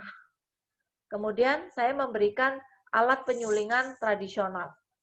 Bermanfaat kan nggak di sana itu? Bermanfaat. Karena apa? Masyarakat pecinta bunga, masyarakat penjual bunga membutuhkan mesin tersebut. Tiba-tiba saya memberikan mesin tersebut kepada nelayan. Bermanfaat kan nggak mesin suling tadi? Kan nggak manfaat. Kenapa? Karena tidak menyentuh permasalahan yang ada di masyarakat nelayan. Masyarakat nelayan itu dicari dulu masalahnya apa. Tidak mungkin sama dengan masalahnya yang di Batu. Nah, pemberdayaan masyarakat itu intinya untuk meningkatkan kualitas hidup dan lingkungan. Tipsnya bagaimana? Adik-adik bisa memberikan solusi. Ada masalah, ada solusi, kemudian dipecahkan bersama. Nah, solusinya tadi adalah peningkatan kualitas hidup dari yang tidak bisa menjadi bisa, dari yang tidak pernah ada menjadi ada. Jadi kualitasnya itu tampak di situ, terbaca di dalam proposal. Saya contohkan, di Blitar itu ada pengusaha, apa itu kalau misalnya di Gunung Kawi itu, Joshua itu ya, yang kayak kita kalau wangi-wangi dupa-dupa itu. Ternyata di Blitar itu ada penghasil petani bunga Kamboja. Bunga Kamboja kalau sudah berbunga itu luar biasa. Tetapi kalau tidak dimanfaatkan, akhirnya hancur di tanah. Sama mahasiswa dibuatlah alat penyulingan. Bunga Kamboja itu kan ada rasanya, ada baunya juga. Disuling sehingga menjadikan cairan. Nah, cairan buatlah menjadi sabun. Sabunnya unik-unik. Nah, sabunnya unik-unik. Nah, bisa. Nah, ilmu ini siapa yang punya? Mahasiswa. Tapi mahasiswa tadi bisa menularkan ke masyarakat non-produktif. Akhirnya dia bisa mensosialisasi. Masyarakat tadi bisa membuat apa? Membuat sabun dari bunga Kamboja tadi, dibantu. Itu hanya bentuk sosialisasi. Akhirnya bisa tercipta namanya peningkatan kualitas hidup. Loh Bu, kualitas hidupnya dari mana ya? Kualitas hidupnya akhirnya tercipta bentuk-bentuk ekonomi. Dia bisa berjualan dari sampah-sampah bunga yang jatuh-jatuh, yang tidak termanfaatkan. Akhirnya bisa dimanfaatkan. Seperti itu. Jadi tampak sekali PKM-nya. Pelaksanaannya tetap blended sama. Waktunya tetap 3-4 bulan. Laporannya, tagihannya seperti itu. Apa yang menjadi poin penting sekarang adik-adik, yang menjadi tips kita? Mana yang harus diunggulkan? PKMM atau pengabdian kepada masyarakat itu adalah di keberlanjutan program. Jadi proposal itu akan dinilai, dilihat apabila bentuk pengabdian ini bisa dilakukan bagi orang yang sudah diberi sosialisasi tadi atau pelatihan tadi. Mengapa? Ketika mahasiswa ini tidak melakukan pengabdian kepada masyarakat tadi, itu bisa dilakukan oleh masyarakat itu sendiri. Jadi poinnya berapa di sini bobotnya? Ada 20. Nah, solusinya ketika kita membuat proposal, tolong program itu harus jelas. Programnya mengglobal boleh satu, tetapi di breakdown tahapan-tahapan program, sehingga ketika adik-adik tidak terjun lagi di masyarakat tersebut memiliki jejak dan bisa melaksanakan sendiri tanpa ada bantuan dari adik-adik. Itu dilihat dari mana? Keberlanjutan programnya. Besarannya berapa? 20 bobotnya. Nah, tipsnya begitu kalau membuat proposal. Jadi diutamakan yang seperti itu, biar reviewernya terpesona membaca proposalnya adik-adik. Karena akan dilihat dulu nih poin-poin yang besar baru dicek sama reviewernya. Nah, perhatikan di situ ya. Baik, berikutnya. Di sini karena kita nanti akan terjun ke lapangan, kalau tahun 2020 kemarin tidak bisa terjun ke lapangan, sifatnya daring, di sini boleh. Tetapi tolong dokumentasinya memenuhi standar protokol COVID. Jadi pakai masker nanti. Kemudian disiapkan alat cuci tangan, kemudian duduknya agak renggang-renggang jaraknya kalau ada dokumentasinya. Artinya apa sih? Ada pertimbangan karena di sini masa pandemi, masa COVID, adik-adik harus tetap melakukan secara luringnya dengan menggunakan protokol kesehatan. Prokesnya harus diperhatikan. Bobotnya ada 10. Membuat misalnya produksi makanan atau membuat sabun tadi. Nah, dia harus pakai tutup mulut, harus pakai sarung tangan. Mengapa? Karena benda-benda yang akan istilahnya dibuat tadi harus mengandung kebersihan. Jadi nggak boleh asal-asalan. Kalau membuat minuman, menguji lab, jangan di lantai kotor, harus disiapkan meja. Itu menjadi perhatian ya. Oke, tipsnya ya. Sekarang yang PI. Sekarang PI itu adalah yang dulu PKMT. Teknologi ya kalau dulu ya. Tetap semuanya sampai 3 sampai 4 bulan. Bu, apakah boleh ya Bu, orang sosial itu masuk di PKMT? Siapa yang melarang? Kalau PIMNAS itu tidak dibatasi dalam teori loh. Justru kolaborasi. Kalau mahasiswa ekonomi pengen membuat PKMT atau sekarang disebut dengan PKMPI, ya, ada mitra usaha yang produktifnya, adik-adik harus berkolaborasi. Grupnya itu harus ada teman-teman teknologi, ada teman-teman teknik. Untuk apa? Untuk mematangkan ide atau teorinya. Nah, kemudian PKMPI juga dituntut adanya mitra usaha. Jadi ada lembaga yang ketika kita bekerja sama, lembaga itu bisa berkontribusi dalam PI kita. Nah, mitra usaha ini juga menjadi penilaian. Tipsnya harus dicari mitra yang betul-betul membutuhkan alat kita. Tadi saya contohkan ya, kita membuat alat suling. Alat suling saya berikan kepada nelayan. Kan mitra usahanya salah. Tapi kalau alat suling tadi saya berikan kepada petani-petani bunga, tepat. Berarti mitra usahanya, mitra usaha yang bisa menghasilkan. Kalau kita menciptakan alat tadi. Seperti itu. Misalkan saya contohkan lagi. Sekarang itu musim hujan ya. Di mana-mana hujan, kadang banjir. Pokoknya udah kalau dipikirkan seharian hujan pasti akan terjadi banjir. Pemerintah ingin sekali mencari solusi. Bagaimana ini? Di jalanan orang-orang yang naik motor pasti kehujanan dan selalu membawa tas. Kadangkala mahasiswa tiba-tiba ada ide bagaimana saya bisa menciptakan produk PI, produk teknologi. Tas tadi bisa sebagai jas hujan. Wah, bentuknya unik. Diciptakan kalau ketika hujan dia bisa menutupi tubuhnya pengendara dan tasnya. Tidak terkena hujan. Ada teknologi yang dipakai? Ada.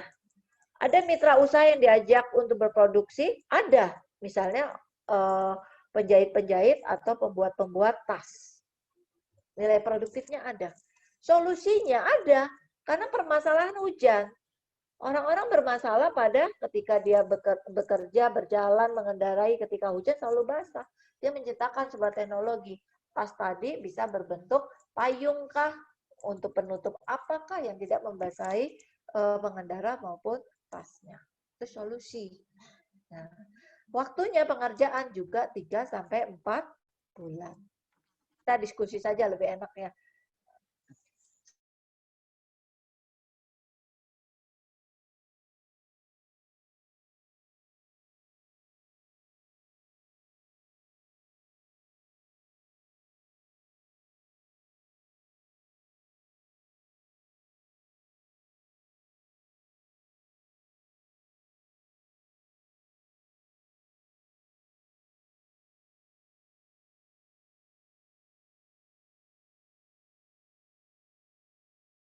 YouTube ya dari petani luar negeri itu, aduh sudah bukan yang pakai fisik, mereka sudah teknologi alat semua.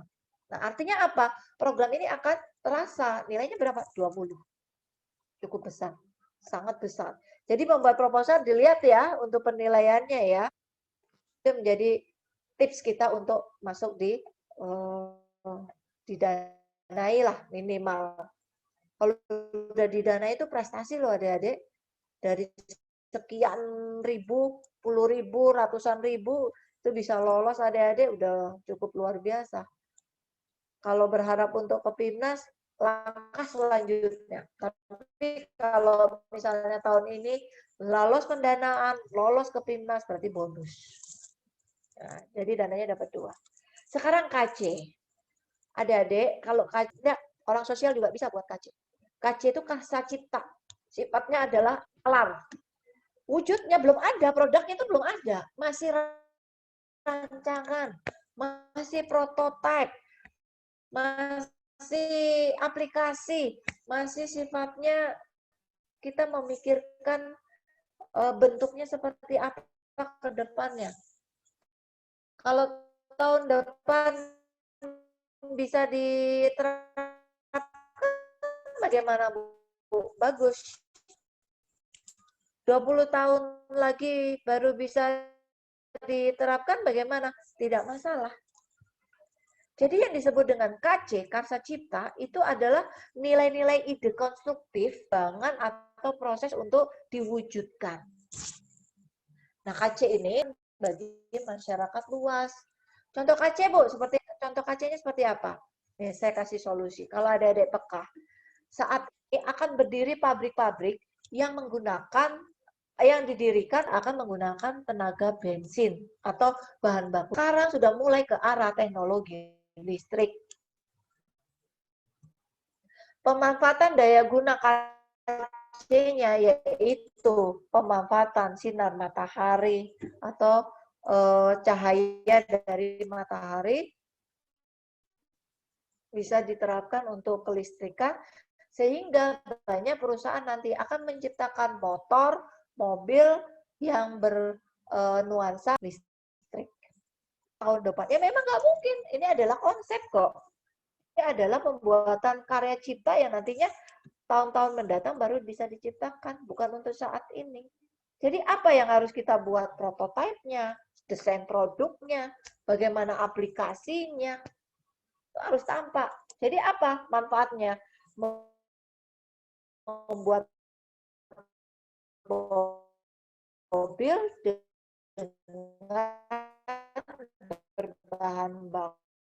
berbahan bakar teknologi kelistrikan. KC dapat keluar ini. Karena apa?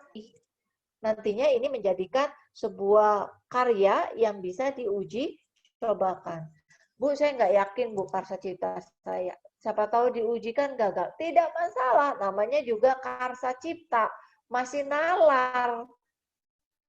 Masih diuji cobakan dan diwujudkan dari sebuah mimpi atau pemikiran. Nggak masalah di sini. Untuk 5 tahun ke depan baru dipraktekkan, baru diwujudkan, tidak masalah. Yang penting rancangan Anda sudah dibuat. Baik. Sama pelaksanaannya seperti blended dan waktunya 3-4 bulan. Nah, ini. Jadi konstruksi dari ide PKMKC itu kematangannya ada di persoalan atau kebutuhan dari tantangan. Sekali lagi saya mengatakan kalau buat proposal jangan berangkat dari masalah pribadi atau penulis. Tapi berangkatlah dari kepekaan Anda mengamati kondisional di lapangan, kepekaan terhadap situasi yang ada di masyarakat. Jadi ketika ide itu sudah matang, bisa dikomersialisasikan, dibuatlah, diciptakan karya. Jadi riset ini atau KC ini adalah ide yang suatu saat bisa banyak. Makanya di sini disebut dengan komersialisasi. Yang terpenting yaitu poin potensi program, kontribusi produk luaran terhadap perkembangan iptek. Jadi teknologinya dengan apa, metodenya dengan apa, itu terbaca. Bu, teorinya sebenarnya pakai teori-teori yang lama, tetapi untuk aplikasi penerapannya sudah berbasis online, sudah berbasis IT. Konsep dari ilmu pengetahuannya atau perkembangan ipteknya terasa. Saya contohkan tadi, contohnya si tahu tadi. Tahu yang tadinya digoreng biasa, tahu yang kedua diberi rasa, tahu yang ketiga diberi topping. Kan ada peningkatan dari perkembangan teknologinya. Itu yang diharapkan di dalam KC. Dan PKM juga secara general seperti itu. Baik, saya lanjut. GFK, ini teman-teman GFK ini sudah banyak yang berkontribusi nih. Karena ini adalah ide-ide yang muncul dari para pengguna-pengguna medsos. Medsos itu adalah sarana yang paling gampang untuk menebarkan informasi. Untuk GFK, kita bisa bekerja sama dengan channel YouTube. Artinya apa? GFK itu akan tersosialisasikan ke dunia yang lebih banyak lagi. Manfaatkan aplikasi YouTube. Nah, GFK tadi, walaupun secara konsep, tetapi adik-adik udah bisa membuat videonya, jalan. Nah, seperti itu. Saya contohkan kemarin itu ada pelaksanaan ini ya, vaksin ya. Dibuatlah video supaya tidak resah masyarakatnya. Bagaimana sih vaksin yang baik? Siapa saja sih yang menerima vaksin, dibuat tuh. Yang tidak bisa menerima vaksin, 1. Yang lagi terkena COVID, 2. Usia sekian. Nah, itu ditampakkan di dalam videonya. Tapi efeknya apa sih ketika masyarakat melihat video Anda? Masyarakat itu bisa merasakan, oh vaksin itu ternyata tidak semua orang yang bisa menikmati, tetapi ada batasan-batasannya. Nah, itu yang harus diperhatikan. Nah, kalau membuat GFK video, itu harus memperhatikan 17 isu. 17 isu tuh SDGs-nya itu lo harus diperhatikan. Ada pada kemiskinan, ada kesehatan, ada lagi pendidikan dan lain-lain. Ini 17 isu, coba di browsing. Apa saja sih yang menjadi topik pada saat ini? Kalau saya sih kalau melihat topik-topik masyarakat, terutama bidang-bidang sosial, kalau mau buat GFK itu ini loh, kepekaan atau kesadaran untuk tertib di dalam peraturan pemerintah itu sulit sekali. Saya tadi jalan ketika melihat itu masih banyak orang yang tidak menggunakan masker. Padahal masker itu penting untuk saat ini. Masker itu dulu sempat langka, sempat heboh, kita bingung cari masker, sampai terjadi penjualan masker over. Ketika penjualan masker over, ternyata banyak masker-masker yang siap pakai tadi didaur ulang oleh pebisnis-pebisnis yang tidak bertanggung jawab. Macam-macam di situ. Ini masalah sebenarnya. Masalah apa? Masalah nilai kesehatan. Ayo disinggung, gimana membuat videonya. Gagasannya yang sifatnya futuristik. Nah, seperti itu. Sekarang ada lagi isu orang-orang cenderung untuk korupsi ya. Orang dana bantuan sosial kok malah dikorupsi. Dikasih baju-baju second atau baju-baju bekas, tidak maunya istilahnya bentuk barang yang baru. Ketika diberikan barang yang baru, yang tadinya misalnya 10 kg beras, yang distorkan kepada masyarakat 5 kg beras. Ini kan masalah sosial sebenarnya. Coba diangkat di dalam bentuk video. Bagaimana hukumnya nantinya, bagaimana sentuhan rasa, sehingga ketika kita melihat video tadi, oh iya ya, ternyata itu salah, atau bagaimana, itu bisa dirasakan, dituangkan di dalam pembuatan GFK. Terutama adik-adik yang senang TikTok, yang senang medsos-medsos, yang senang galau-galau, memasang status-status, itu buat aja GFK. Itu malah lebih bermanfaat. Ya. Saya contohkan itu, kemarin itu saya baca ada masalah beberapa orang ketika masa pandemi ini tidak bisa bersekolah lagi karena terkendala dengan biaya, sehingga dia harus bekerja. Kemudian dibuatlah video. Video itu bagaimana caranya pembelajaran yang menarik tanpa harus duduk di bangku kuliah. Bisa tuh. Bagaimana solusi Anda. Ya, kreatif lah kepekaan terhadap masyarakat tadi. Nih, yang saya jelaskan disebut dengan SDGs issue, ada 17 tadi, ada namanya kemiskinan, kelaparan, angkat itu adik-adik di dalam PKMK, karena pemerintah butuh nih solusinya adik-adik untuk masalah-masalah ini. Kesehatan tuh utama, banyak dokter yang meninggal, gimana caranya? Carilah solusi-solusinya. Pendidikan, kesetaraan gender, sekarang banyak ya mengangkat isu-isu gender, diangkat itu. Air bersih dan sanitasi masih menjadi problem dunia. Karena ada beberapa daerah yang masih tidak menikmati air bersih. Berbahagia kita di Kota Malang. Kota Malang itu jarang untuk yang mengalami namanya kekeringan. Nah, kalau di daerah-daerah tertentu sudah banyak tuh kekeringan itu. Energi bersih dan terjangkau. Energi saat ini yaitu sudah mengarah ke listrikan. Semua nanti serba listrik, tidak lagi menggunakan, kita harus mengisi BBM di tempat pengisian BBM itu sudah mulai ditinggalkan. Nanti semua serba cas. Yang ada selangit nanti rekening listrik Anda ya, karena semuanya pakai cas. Pertumbuhan ekonomi dan pekerjaan yang layak. Nah, ini ekonomi grow itu diperhatikan. Karena masyarakat kita ketika masa-masa saat ini drop banget. Tidak menutup kemungkinan sih.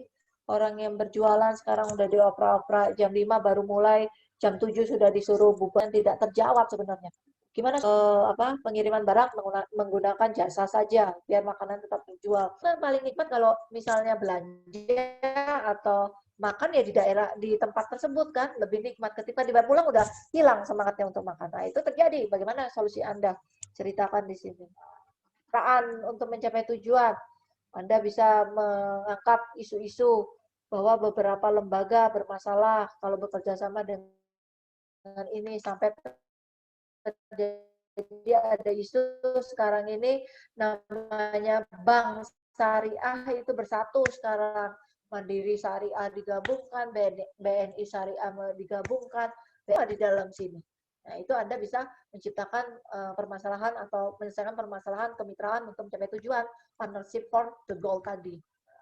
Ini saya contohkan saja. Nah, GFK berbasis proposal, ada satu kunci sukses untuk pembuatan proposal 2021 ini. Kalau GFK-nya disetujui didanai, dia bisa membuat video. Nah, besaran video ini berdasarkan usulan dari program. Kalau tahun 2020 kemarin itu kewalahan. GFK mau buat video, dananya kecil. Untuk saat ini bisa pengajuan dana. Nah, ini bisa dibaca ya. Oke.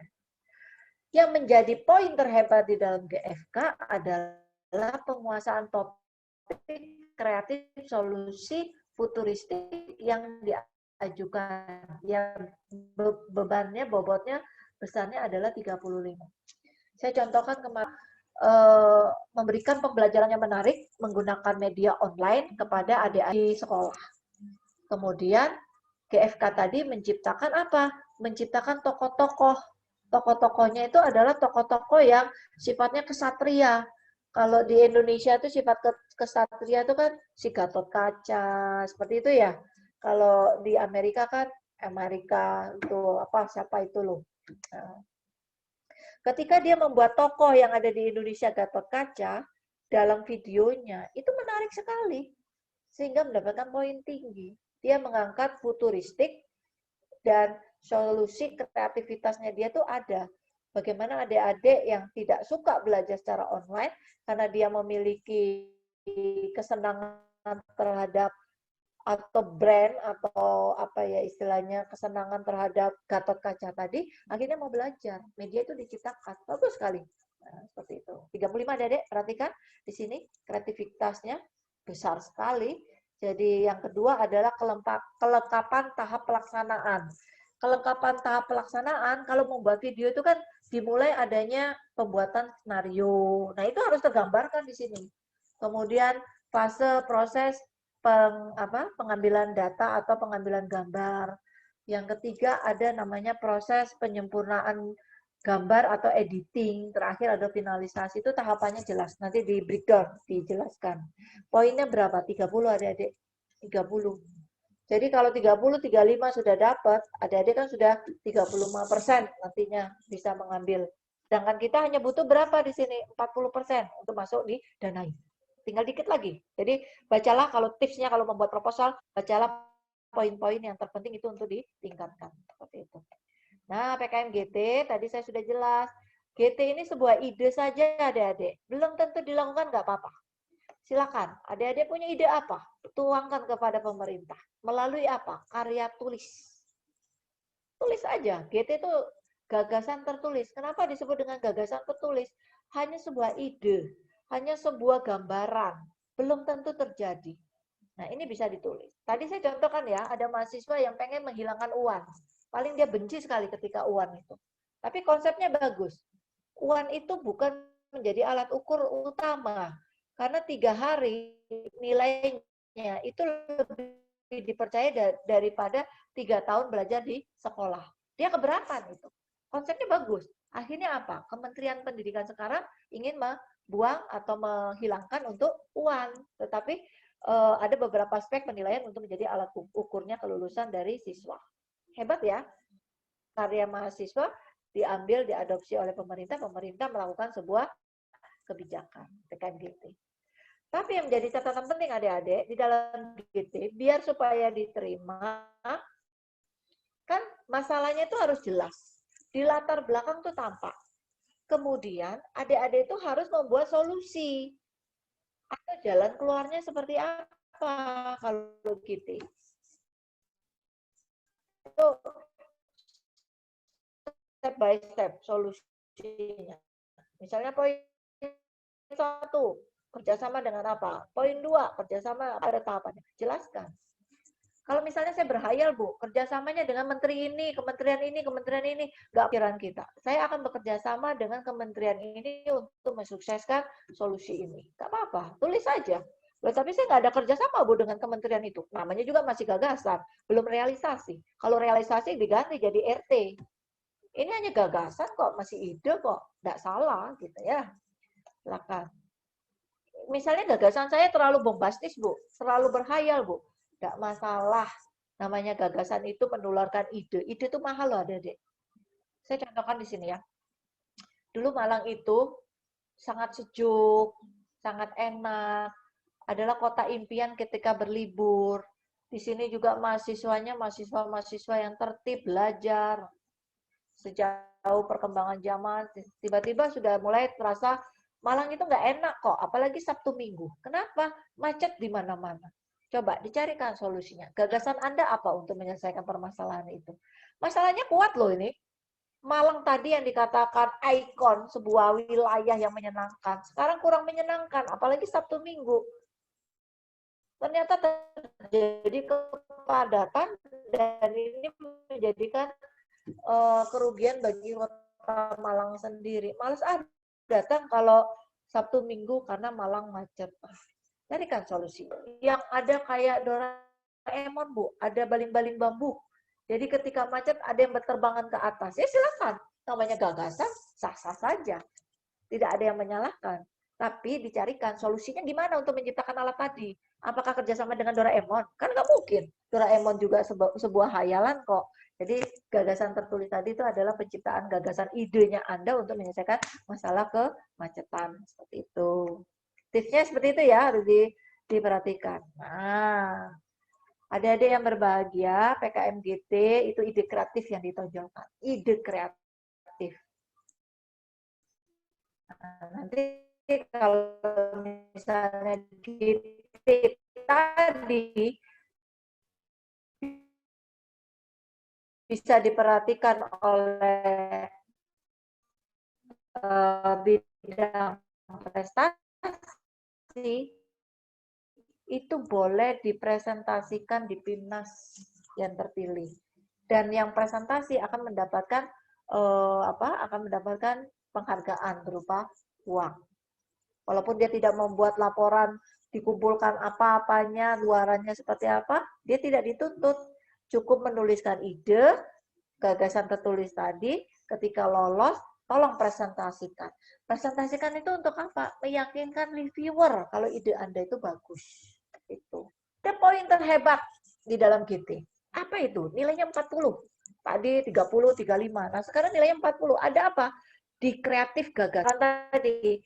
Gagasan saya bagus ya tentang kemacetan. Saya akan membuat mobil yang ada di atasnya baling-baling. Ketika macet dia bisa terbang sweet gitu. Kerjasamanya dengan siapa? Doraemon. Ketika kita heboh pandemi, di Cina udah off berita-beritanya. Padahal yang pertama kali keluar berita-berita menakutkan di Cina. Orang pada geletaan di jalanan, mati, nggak tahu segala macam. Wah banyak, apalagi di Meksiko. Jenazah itu ada di pinggir-pinggir jalan. Orang-orang dibiarkan seperti itu. Ada sopan santunnya. Jadi untuk menangani permasalahan COVID, terutama jenazah COVID, dia masih ada santunnya. Dipetikan, masih dimandikan. Nah, itu apa bedanya dengan Cina tadi, dengan si Meksiko tadi? Spanyol, Meksiko. Ternyata di sini ada budaya gagasan kreatifnya. Dia menonjolkan namanya kegotong royongan. Boleh itu sebagai gagasan. Boleh ditingkatkan dan nilainya adalah 40. Atau budayanya Indonesia yang diangkat, silakan. Atau mungkin gini, gagasan tertulis adik-adik punya cita-cita untuk membahagiakan orang-orang yang berkebutuhan khusus. Adik-adik tahu ya, orang-orang yang berkebutuhan khusus itu mendapatkan perhatian kan dari makanan, misalnya anak-anak yang autis. Anak-anak autis itu tidak bebas, tidak menyebabkan dia autis. Jadi mengurangi unsur ini, kreativitasnya ada, gagal karena masalah itu ada. Kemudian ada lagi pemanfaatan kulit durian sebagai sandal waktu itu. Jadi duri-durinya tuh ada di atas-atas. Kelayakan realisasi ada nggak? Saya bilang ya nggak ada lah. Namanya kulit durian pasti menjadi sampah. Kalau model kulit durian, sandal, buatan, atau plastik, bisa direalisasikan. Tapi kalau dari kulit durian asli, ya nggak mungkin lah. Nggak bisa itu. Ya, jadi realisasinya harus tampak. Ini berapa? 40. Poinnya besar adik-adik. Karena gagasan tertulis. Nah, 25 didukung untuk sumber info referensi atau daftar pustaka yang ada. Itu tipsnya. Jangan mengabaikan itu ya. Nah, AI. AI tadi saya bilang AI itu paling gampang loh buatnya. Hasil-hasil kuliah, hasil-hasil karya ilmiah Anda, dibuat sebuah tulisan, dibuatlah artikel, dimasukkan, udah terkumpul. Dan AI ini kalau misalnya didanai mendapatkan 3 juta. Dari mana AI? Bisa diambil dari studi kasus, praktek lapangan, KKN, magang, laporan-laporan yang dituangkan di dalam AI. Ini paling gampang membuat proses PKM AI. Nah, nanti kemasannya, aturan formatnya disesuaikan dengan panduan yang ada. Ini tujuan GT tadi ya, meningkatkan imajinasi mahasiswa. Tadi makanya saya bilang harus merespon tentang urusan zaman, konsep, perubahan, jangka panjang, dan memiliki potensi ya. Tetapi GT itu bukan membuat aplikasi 1 tahun. Artinya gini, kalau adik-adik sudah pernah mengikuti PKM kemarin, kan itu ada laporannya kan? Laporannya itu bisa dituliskan, dibuatlah AI sebenarnya. Tetapi kalau GT itu beda, bukan laporan dari PKM dibuat GT, salah. GT itu adalah penuangan ide yang baru. Beda dengan AI. Makanya kalau di sini GT bicara pembuatan aplikasi, salah. Artinya apa? Salah kamar. Adik-adik harusnya masuk di KC atau PKM teknologi atau riset tadi, telapan tadi untuk penelitian. Kan salah kamar kalau begitu ya. Oke, saya lanjut lagi.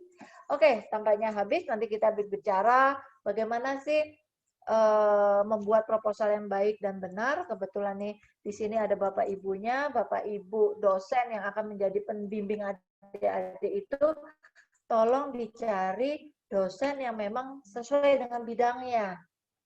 Nanti orang-orang ditanyain keuangan, ketika ditanya beliau bukan orang keuangan, kan bingung.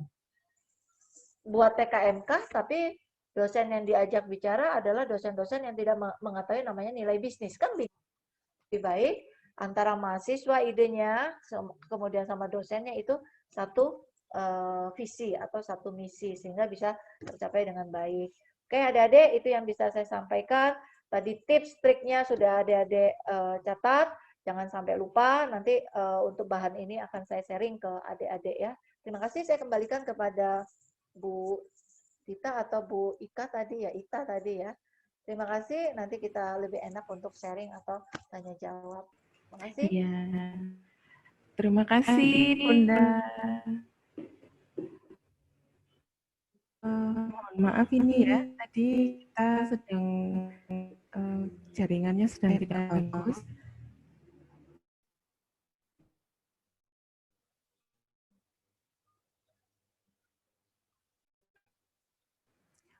Monggo teman-teman kalau ada yang mau ditanyakan, bisa raise hand atau dari Bapak Ibu sekalian.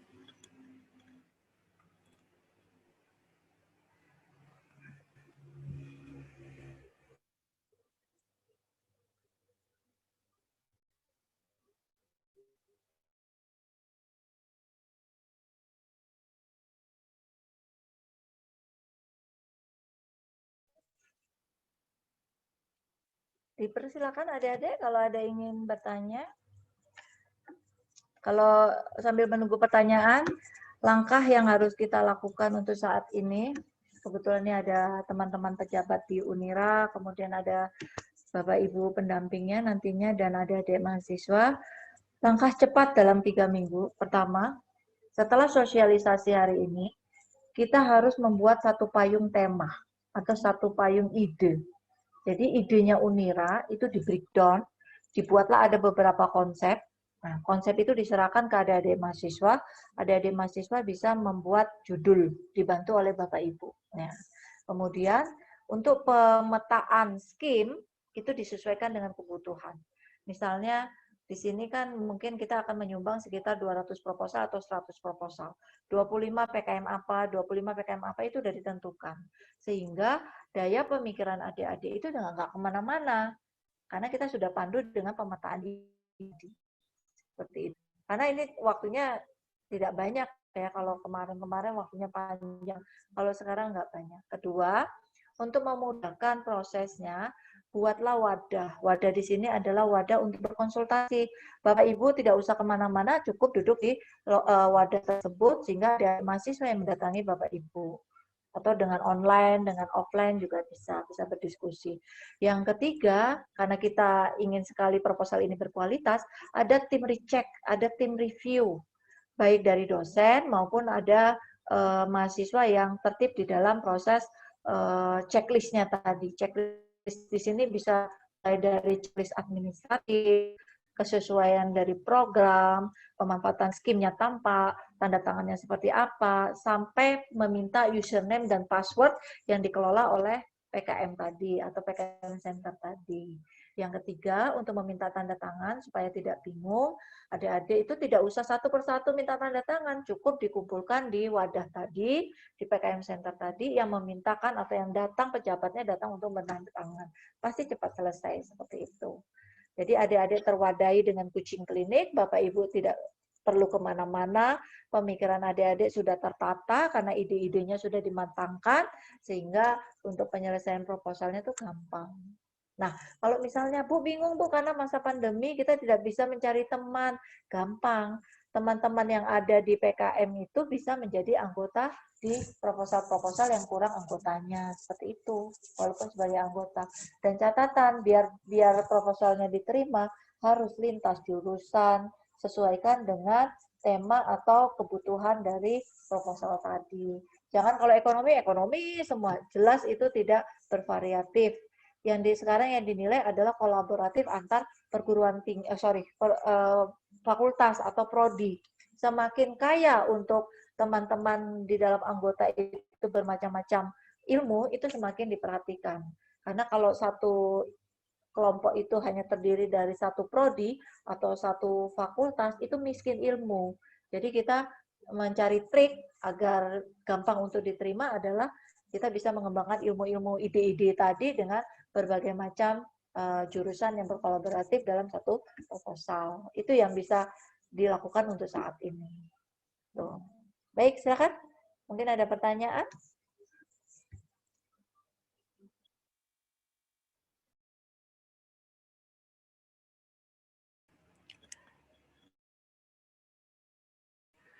Bunda, karena waktunya sudah sangat mepet sekali, saya rasa nanti bisa lah ya teman-teman bertanya secara bersama-sama, artinya supaya mereka masih punya gambaran dahulu, karena benar-benar yang tahun ini itu benar-benar memulai kembali PKM itu apa sih, kemudian saya tuh kalau mau buat proposal bagaimana Ibu, Bapak, sepertinya lebih ke seperti itu.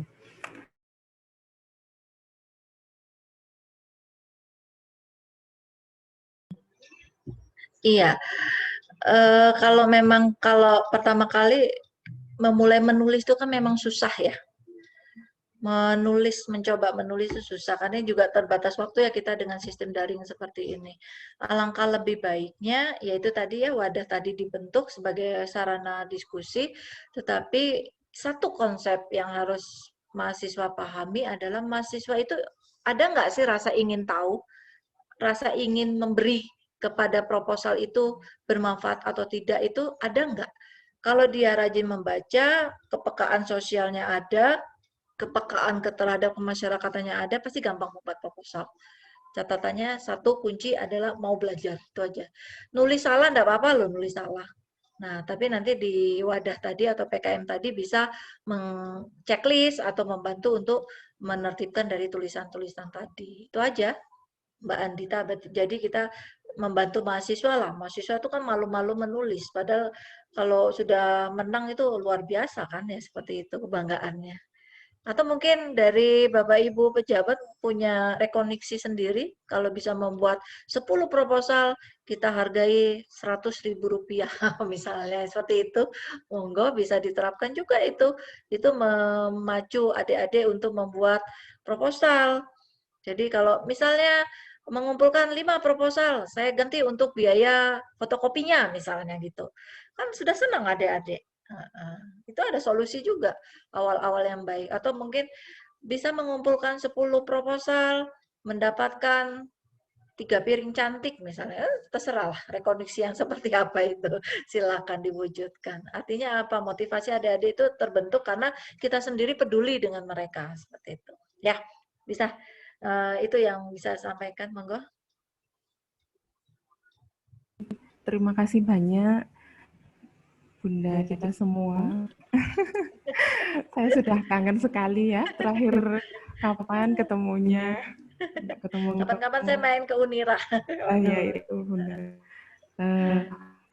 Ini teman-teman, semoga hari ini acaranya sangat bermanfaat sekali. Saya rasa baik dosen maupun mahasiswa semoga bisa memberikan sasaran seperti yang telah Universitas rancang, bahwa kita dari fakultas masing-masing akan membuat proposal PKM. Suara saya kedengaran apa enggak ya? Kedengaran? Saya dengar. Oh jelas. Ya. Alhamdulillah. Karena ini habis mati lampu sehingga ini hampir pesertanya setengahnya hilang semua. Di grup itu bilangnya Bu gitu. Ya, nanti saya share materinya. Tenang aja. Matur suwun Ibu. Semoga bermanfaat bagi teman-teman semua, bagi baik dosen maupun bagi mahasiswa. Semoga ilmunya tertular. Ya. Karena sudah pengalaman sekali di bidang PKM ini, mulai dari saya ya itu sudah membimbing teman-teman mahasiswa sampai di tingkat universitas, mereview sampai nasional. Wah, sudah luar biasa ini. Saya rasa saya tidak salah ini memilih pemateri hari ini. Saya rasa begitu dulu Bunda. Saya terima kasih banyak. Bu Ikanya sedang tidak bisa ikut, berhalangan, harus kembali ke rumahnya. Saya itu nanti saya akan jabri Bunda saja hari ini. Kalau memang Bunda sedang ada agenda yang lain, persilahkan, monggo. Nanti selanjutnya kami akan ada koordinasi dengan mahasiswa, sehingga nanti akan diteruskan dengan mahasiswa dan dosen bahwa akan ada beberapa informasi terkait dengan PKM secara teknis. Memang tidak banyak, tapi sangat penting sekali. Terima kasih Bunda. Ya, saya mohon maaf, itu yang bisa saya berikan. Terima kasih banyak Bapak Ibu, sampai ketemu lagi. Insya Allah saya bantu untuk kesuksesan Unira membuat proposal berkualitas. Terima kasih. Assalamualaikum warahmatullahi wabarakatuh. Waalaikumsalam warahmatullahi wabarakatuh. Terima kasih.